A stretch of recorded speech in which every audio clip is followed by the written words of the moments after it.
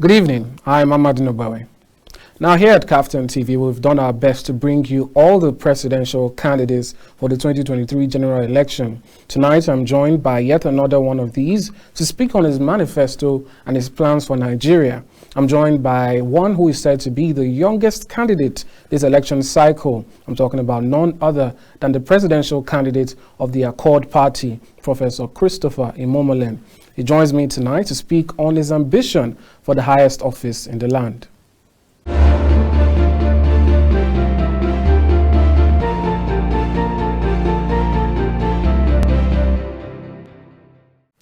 All right, Professor Christopher Imumolen, welcome to Top Talk.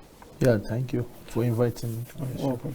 All right, before we start, there's an obvious record you already have this election cycle that people want to know about. You're the youngest candidate running for presidency this election cycle, but somehow you're still the only one, if I'm not mistaken, who's a professor, Professor Christopher Imumolen. What can you tell us about that? How did that come about? No, I don't think I'm the only one who is a professor, though I'm the youngest. Okay. We still have some, maybe 1 or 2 persons in the race who also are professor, but I'm the youngest, and I'm the youngest professor in the race. And that is attributed to the fact that I am a believer of and a lover of education. I have invested so much of my life into educating myself and people around me. You know, as you can see, if you check what I've done privately, cover my huge investment in education from the primary, secondary to the university. And as I continue to invest physically in education on people, I also invest in myself. Because I believe that one of the biggest and major tools that can actually liberate a man's mind towards the realization of innovation, technology, and becoming what you should be, you know, it's education. When we educate ourselves, we educate our mind. And the more we go for knowledge, the more we get education. So me being a professor was just because of my quest to know, my quest to wanting to know why. And you know, like Aristotle said, he said the beginning of the question why is fundamentally the beginning of knowledge. You know, the differentiation, what differentiates man and animal is that animal would see and they know, but a human being should ask why. And when you ask why, you get to know more. So that why has brought me to the educational programs I've attended. All right, it's very obvious from your past interviews, your press conferences, and basically people who try to find out about you know how education-centric your plan for the country is. So we'll get much deeper into that as the program continues. But let's start with another issue that people believe would stop any plan that, you know, any presidential candidate has, which is the issue of insecurity. And people might wonder, as someone who's so versed in education, what will you be bringing differently? And just to lay down the way things are, just about a week or 2 ago, there was an attack on the Lagos-Ibadan Expressway. And a lot of people were surprised because there are places that even though we have insecurity, people still feel these places are safe. They can't touch us here. And we're finding out every day that these places are not as safe as we thought. Also taking it back to the attack on at Owo, you know, the church.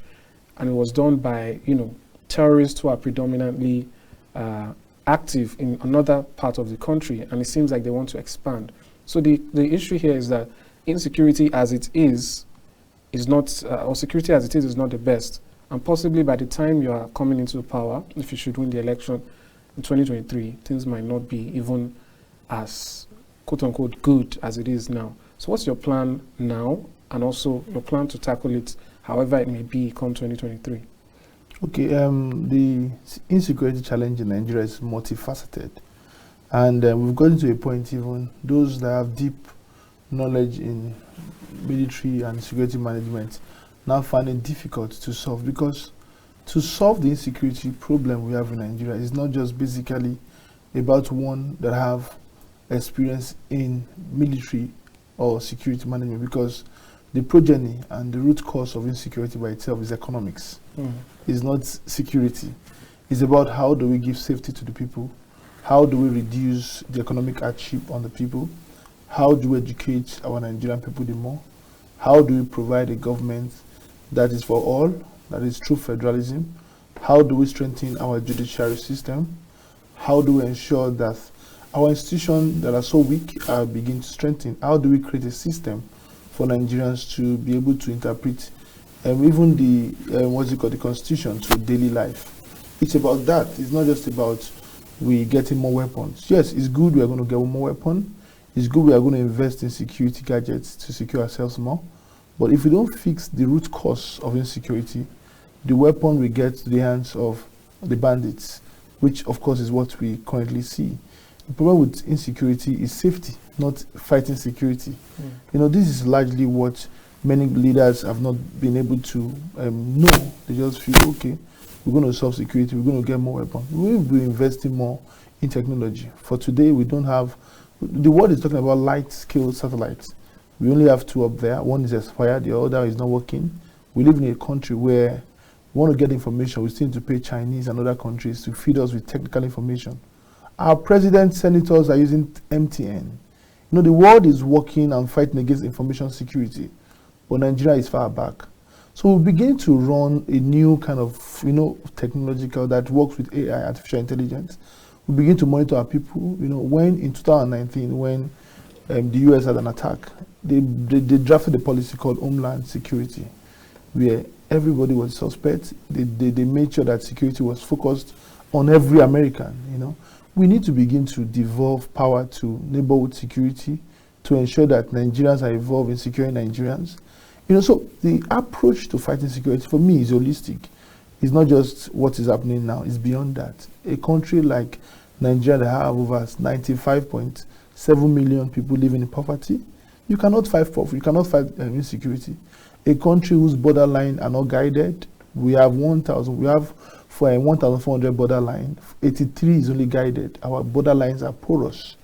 You know, in Borno, in countries that have lines with Chad and Niger and the rest of them, you know, light weapons and arms are being shipped in through camel, through tankers. You know, so we need to start looking at everything that has led us to where we are. We need to start providing jobs for Nigeria. We need to start digitalizing our economy. So all this thing would, at the end of the day, help to reduce insecurity. That is it. It's not just about what am I going to do. I talk to a lot of people. They say, oh, I will make sure that we send warriors, we send war, we send military. We are going to do all those things. But believe me, you will kill your people if you don't tackle security, all right? So this insecurity, it's a child of so many children that are left unfed.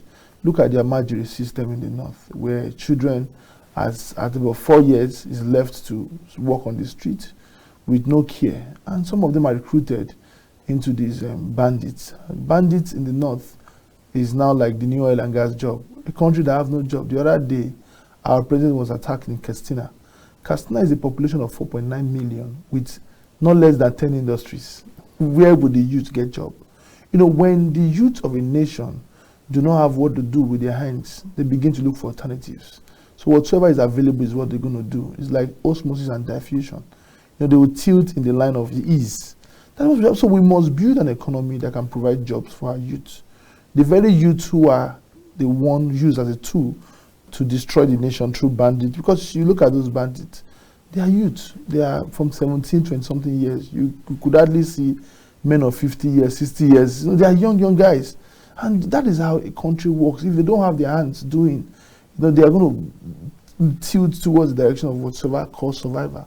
So it's also part of survival. Yes, we must, as government, be responsible to our first primary assignment is to provide security, lives and property, to provide employment. You know, so we have to look at all these things. So once we run a sincere government that is ready to tackle these multifaceted issues, you gradually see that the only insecurity you're going to see are those insecurities that are caused by political, that are fomented by political reason, ethnic reason, clashes. Of course, those ones can be handled. But what we are faced with in Nigeria today are insecurity that is garnished majorly due to economic hardship. Great. From what you've said now, two things I'd really like to get some clarification on. You mentioned true federalism and also bringing the security to the neighborhoods.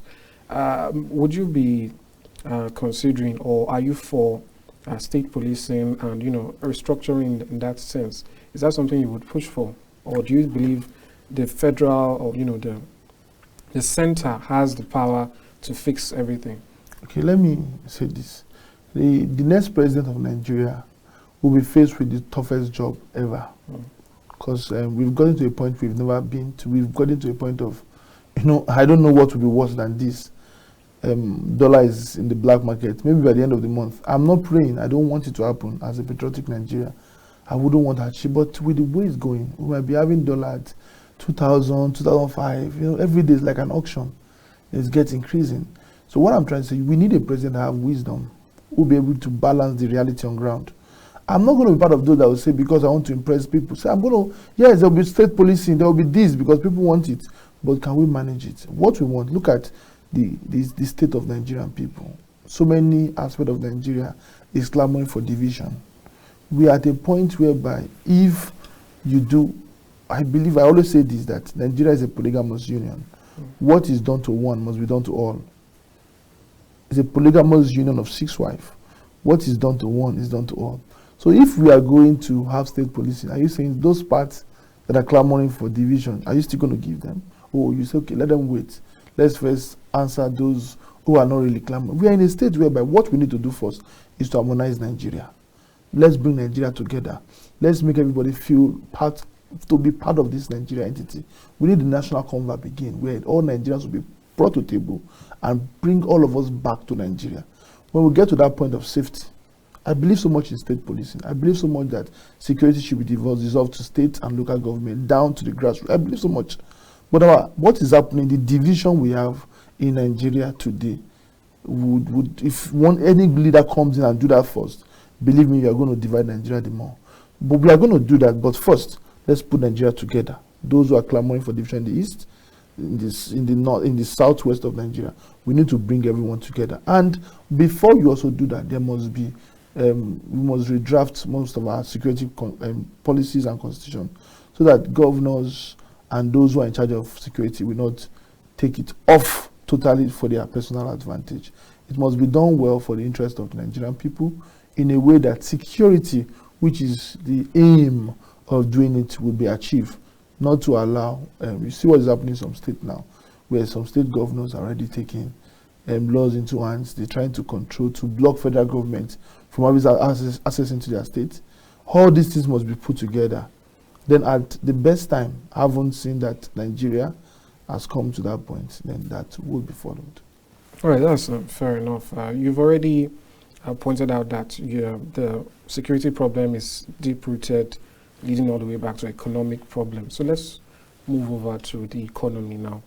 What's your plan for that? And I'd just like to read out some numbers here. Nigeria's debt servicing surpassed revenue in the first quarter of the year. We have 1.93 trillion naira on debt servicing.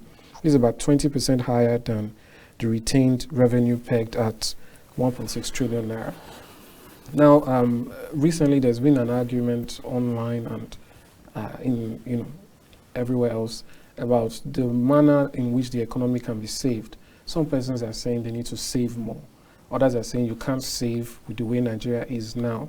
And now we have the issue with the debt servicing, where we're not making as much as we have to pay back. And people are saying we still have to borrow. The former central bank governor said recently that one of the first things the next president has to do is, look at NNPC and what's going on there with the subsidy and all that. So what's your plan for the economy? Because like you've said, a big issue, the insecurity is a spiraling effect of the economy with the dollar and all that. So where will you get the funds to do anything? And, how do you fix the situation? Okay, I am the youngest, I'm smart, I'm a technological professor. I understand how to fix and design a system. One of our biggest challenges as a nation is that we run a country without a system. And when you run a country, a large country, Nigeria is 220 million, about population is bigger than all that West African country put together. It's huge, so it's a huge country. If you run a country like Benin Republic or Togo without so much system, it's okay, but not Nigeria. When any organization becomes complex, when they become so big, without a system, everything collapses. So that is where we are. We do not have a system to monitor, to drive our economy, to checkmate what we're doing, to know what we're doing, where we are. So what I'm going to be doing first is to digitalize major, I might not be able to in the first 4 years digitalize all the economy, but major activities. One of them is revenue, how we bring in revenue. Because one, Nigeria generates so much. If only we can capture all that we generate, believe me, we have so much money. The problem we have is that we have Nigerian fund divided, shared into individual pockets. Yes, that is the truth. So what we must do, and that will always happen if there is no system. Look at what is being said in the NNPC, that some group of people, facts, sell crude oil without even government permission. The money goes to their private account. So we must create a window, or we must cover all the windows and create a system to capture our revenue. If we are able to capture 90% of our revenue to our pocket, that is already a huge amount of money that can save the economy. How? Okay, look at power, for example. We're talking about power, that Nigerians have in deficit in power. We generate 4,000 megawatts in a country that needs about 100,000 megawatts to service the 45 million household we have in Nigeria. With a population of 200, we have 45 million household about. And we cannot do that. And every year we budget so much in power. Let me ask you, are you aware that Nigeria pay, tariff that Nigeria pay on electricity, every household, pay on in a year we generate about $2 billion. Where is the money going to? Nobody's talking about that money. That alone is enough to service the power sector without budgeting so much on power sector. So once you're able to cover the loopholes, and that can only happen when you create a system, corrupt men and women would not want such system to work. But we are going to fight hard, we are going to work with wisdom, to make sure that this system works. So that what we are generating in customs, what we are generating in power, what we are generating in petrol, gas, even in education, so many sectors would come into government cover. Number one. Number two, we need a president who have deep knowledge in wealth management. That is where I come in. Wealth management, privately, we have been able to show that we need to make Nigeria a wealthy country. We need to begin to service our civil servants. We need to make them work. We need to make them productive. We need to begin to harness our mineral resources. We have more than 4,000 unexplored mineral resources in Nigeria. We only focus on crude oil, and some other states that explore are done. Over 80% of our minerals are explored illegally all across Nigeria. And that can only happen when we begin to digitalize our country. Do you know that even the light-scale satellites can help you identify where your mineral is, where the illegal exploration is happening in your country? You see a Chinese man come from Chinese, go to a village in Ogbewe and start digging for gold. You will ask yourself, how did he know? You can get it through satellite just by interpretation of data underneath the earth crust. You know what you have. We must scientifically drive our nation. So you need a president that can create wealth for your country. What federal government must be doing? Identify resources, harness resources, support states to sell, not probably regulate it for states. And every state will be prosperous again. Digital savvy, technology. Once you involve, you empower the youths in education and technology. That alone brings so much money. I belong to a group of international youth who understand this. For example, a Nigerian recently sold the app. A Nigerian sold the app to Apple for $1 billion. Just one Nigeria. So the app called Upstop to Apple $1 billion. $1 billion is about 800 billion naira. Some states in Nigeria cannot generate that in the next 100 years. You can see, and that's just an individual. Imagine what that can happen if Nigerians are really empowered in their mind, the number of work they can bring in legitimately. There's so much money everywhere, but you need a leader who can see it, monitor it, make it happen, and navigate it through the economy. So that's what we're going to be doing, making sure that the loopholes that we currently have in our revenue is covered. That can only happen through digital economy and creating a system, making sure that we also work with the states to ensure that states and federal government parastatals, MDAs, have begin to be productive and encouraging them to cite how wealth can be done, creating a nation that understands wealth management. Yeah. All right. Again, we have to point back to one of your most obvious characteristics, which is that you are the youngest. A lot of these things you're saying, do you envision any difficulty in terms of, because this is Nigeria, the other day we had a conversation with the former Minister of Sports and Development, Youth Development, Solomon Dalong, who is, I believe, over 50. And he said that in the political scene, he's still considered a child, as old as he is. So I wonder, how will you be able to, fight these people? Let's talk about oil thefts going on. We've seen that it has been going on from the sources, stories we are hearing and the reports that the pipelines have been there for years, and basically the amount being stolen is so astronomous that it's not comparable to what is actually being obtained, and we're only just seeing some of these being resurfaced. So I wonder, as being a young person, do you see that as any handicap as to how you can relate to people who believe that they own the country now and they've captured every aspect of it? Okay, let me say this. I'm not fighting anyone. We're only trying to save our nation.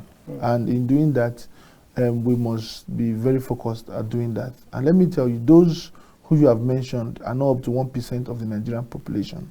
They are less. They are not up to 10, 20,000 people. They are far less. So in a nation of 200 million, so what we must do is to have a president or a leader with a sincere heart, with a plain heart, who is not with them and pretending as if he's not. Who is with them and pretending as if he's not with them. So when such person wants to create policies that will favor the masses, they're going to strike him. What you need is a leader who is with the masses, who creates policies for that benefit the general masses, who is not corrupt, who is there just to save the country. Once that happens and the Nigerian people begin to see benefits and begin to see that, wow, this leader is for us, because those group of people you mentioned are a representative of the Nigerian people, either in the House of Rep, House of Assembly, ministers, whatever they are. But once the people start getting, it's just like having a company and you have distributors that distribute to the people. One of the things that Elon Musk did in his business model was to cut out the distributor chain in automobile company in the US, and it was servicing the people directly. The distributors in America rose up against him, but today it made him richer and it made the people okay, because he was able to cut out that distribution, that monopoly in the automobile business. That is also what you're talking about. We are going to break that happen, and we'll be relating with the Nigerians directly. And when that happens, when the few 1% of people rise against you, believe me, the 99% of Nigerians who now see true benefit will rise against them. It's a natural phenomenon. And why these people would do what they do is not because they are practically wicked. Let me explain to you. Why those 1% people still eat, it's not because they are wicked. No. Because there is room for it. There's no system to monitor. Nobody's asking them questions. Believe me, even you, if you work in such a system, you are going to have 99% tendency to also behave like them, because you'll be tempted. Just like throwing money on the ground and nobody's watching you, and you work out every day, you work out, the money is still there. Some people can even go, pick that money, it's for you. After some time. But once there's a system drawn around it, everybody will adjust. Because we have laws, we are going to strengthen our judiciary. We begin to see for the first time people who commit crime being punished. We begin to see people being sacked. When things like that happen, naturally, why is it that these guys you're talking about, why is that when they travel to other countries, they don't steal there? Because they have not gotten to a place with the system.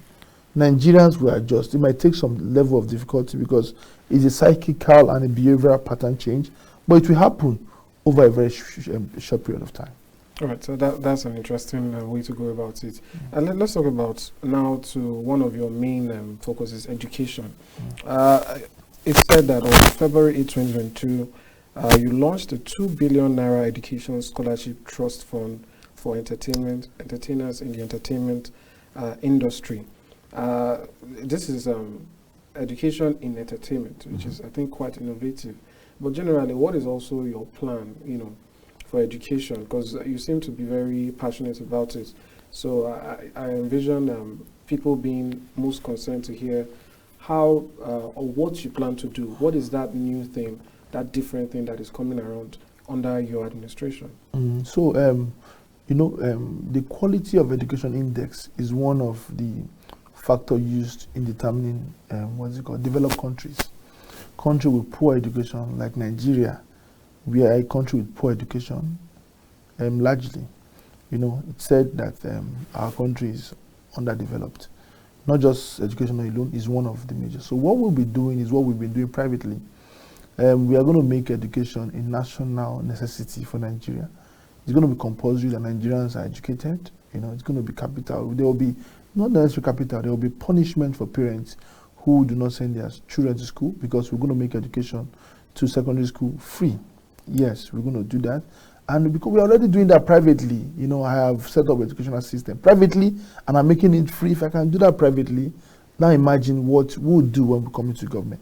Because we see education as a priority. We see education as a fundamental input to Nigerians. Nigerians are smart, but we are unfortunate that many Nigerians don't have prerequisite knowledge. That's why it's even difficult for us to even choose a leader. When you don't have knowledge to know, when you don't have knowledge to decipher, knowledge to decide, you will only be fed by whatsoever it is, and you decide with that. You would not have the ability to research. Our universities are not researching. We are not even a nation of research. We are supposed to research to know in the next 10 years, how do we solve problem of hunger? How do we solve problem of this? You invest so much in research, not just in the university, to professional organizations, professional bodies, to help build your nation forward. Research in medical, research in agriculture, research in education. State like Zamfara, who has been shut, education has been shut down for 3 years due to insecurity. We must also invest hugely in digital education.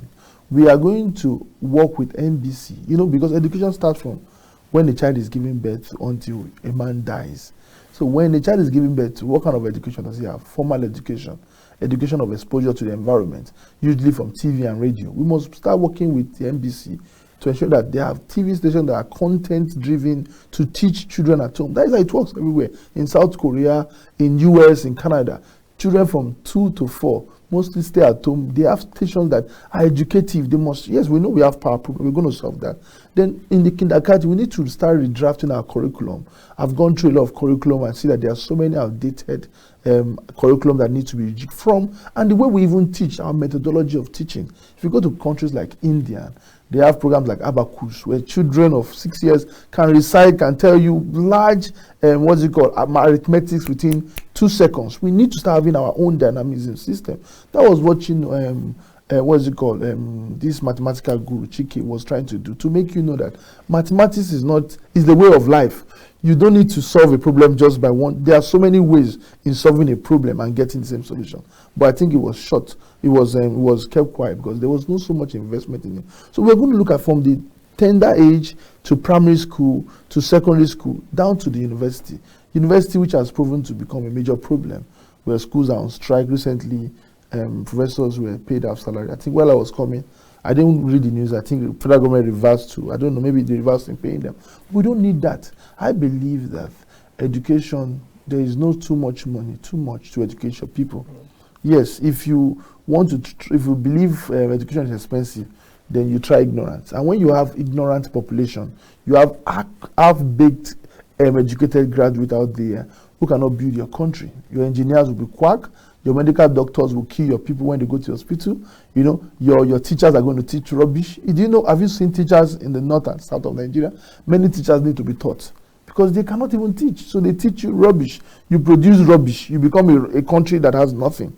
So we must invest hugely in retraining of our teacher, in training and training, giving them exposure. The other time we were in the US, and we were told that one of the biggest challenges with students from Africa who studied abroad is exposure. Exposure is part of education. No matter how ready you are, if you don't have exposure, innovation, you are not educated. You see Nigerians who want to use elevator in the US, they shout. Why? Because they've not seen an elevator before. Instead, in the north, there's some states that don't have a single elevator. So it's not our fault. Well, we need to start looking at education beyond just the 4 walls of the classroom. How do we even make our environment start educating us? By exposing our mind. It's key. It's about education is about the mind. It's about educating the mind by every means. So looking at the primary, secondary, university, today we're not. I was looking for a section where I would just talk about education only, and we'll be able to dissect to showing us that Nigeria can actually get there. The Ghana alone is earning about $1 billion from Nigerians migrating to Ghana to study. $1 billion. $1 billion is more than our budget for education as a nation. There's what I know that we're going to do to education. That education by itself can produce so much money for Nigeria compared to what the oil and gas is producing. We know that. We have recommended that to the Ministry of Education because I sat on the board of ASIC. I'm the only black man that sits on the board of ASIC in the UK. ASIC is Accreditation Service for International Colleges, like the NUC we have privately in the UK. I understand this deeply. We've worked with so many organizations over the world to help them reformat, redraft and standardize the educational system. We can do same for Nigeria. That is very interesting, and I do hope you get another opportunity to expand more. But let's quickly run through. We've got down pat, I think, most of your plans for the country. Let's talk a little bit now about your chances. You're with the Accord Party, you're the youngest candidate. What's your plan to topple the bigger parties who have so much money to throw around for campaigns and all that? And also, what's the update on your campaign? You know, campaigns started officially about a month or two ago. So what's the update on that? Yeah, you know, generally, we all have our strategy. And strategy remains strategy when it's kept secret. So we know that we have 176,000 polling units plus. What we are doing basically is to get our grassroots down, get our polling unit agents, get our people to vote. We have our statistics we are working on. We are probably looking at getting about 18 million votes, and we are working that through strategy, not through popularity. So we are looking at our figures, and we are working seriously on that. We also understand that there are candidates who many Nigerians refer to the old us, the bigger ones. Not really us, because we are new in the political scene. But we are not new to Nigeria, we are not new to empowerment, we are not new to people. So, I think it's a challenge. The challenge is this, and it's a challenge that we constantly want to engage in. Today I released a publication where we pleaded with Media House to also give fair coverage to all candidates. I know it's not going to be easy, because you see some candidates who have spent 30, 40 years in the political scene. You know, politics is not like entertainment where a person will just come in today and is going to be everywhere. But we have looked at that challenge, and we believe the best way we can fight it is, well, we continue our political famosity, but more importantly, we work towards getting the votes, which is what we are doing. And the campaign have started. We will be launching our manifesto sometimes next week. And immediately after that, we are also going to release our campaign calendar. We'll be going around, but we've been going around all over Nigeria. But you know, that is a tradition. Everybody must do the same thing as every other person. But if you watch, even the other parties, which many of you refer to as the bigger party, which to me, they are not bigger. Every party is the same. We've been there for 16 years as PDP and the rest of them. And the only difference is that some of these parties have clinched more offices than every other party. So is that even many of them that started campaign, many of them suspended it. Many of them who released manifesto withdrew it. You know, we don't want to appear to Nigerians as on serious party or serious candidate. I should be one of the most educated candidates right there, and I don't want to make academic blunder when it comes to manifesto. I want my manifesto to be top notch. We've looked at what we want. We don't want to promise Nigeria what we cannot do. Just like what we have in this administration, having manifesto like 1 naira will be $1. Today, 1 naira is not $1, you know. So we don't want to give promises. As a matter of fact, I want to under-promise and over-perform. Thank you. All right, just one final question. As a matter of curiosity, the SERAP and the body actually made an open call to all candidates to openly declare their assets. Is that something you'll be considering? Because a lot of people know other things you're involved in, and the amount of money that goes into some of the educational grants and opportunities you present to young people. And they might be wondering, where are you getting that from? As some people will say, who's funding you? So the question is that something you would consider? Would you be declaring your assets? Why not? This is a public office, and we are expected to declare our personal assets, you know. What's our personal assets? I just told you of a Nigerian guy who is probably your age, who sold an apple, who sold a apple to Apple for $1 billion. See, even while seated here, I can teach you how you can generate $1 billion in 1 year just by your knowledge. So, and everybody will ask, where do you see this money? You know, there's wealth everywhere. It depends on how you want to analyze. So I'm very open to such declaration. It's as a matter of fact, everybody should do that, because if you are not transparent into governance, then it means that you have a lot to hide. So Nigeria should even watch that as a pointer that any leader that wants to stylishly avoid it or has a lot of things is hiding. I'm 100% open to declaring whatsoever we have. Yes. Well, thank you very much, Professor Christopher Imumolen. Thank And I'll take you up on that offer to learn how to make $1 billion in 1 year. No, it's okay. Some Yeah. other We're gonna teach you. All right. Thank you very much. Thanks for coming on the Thank program. you. Thank you. God bless you.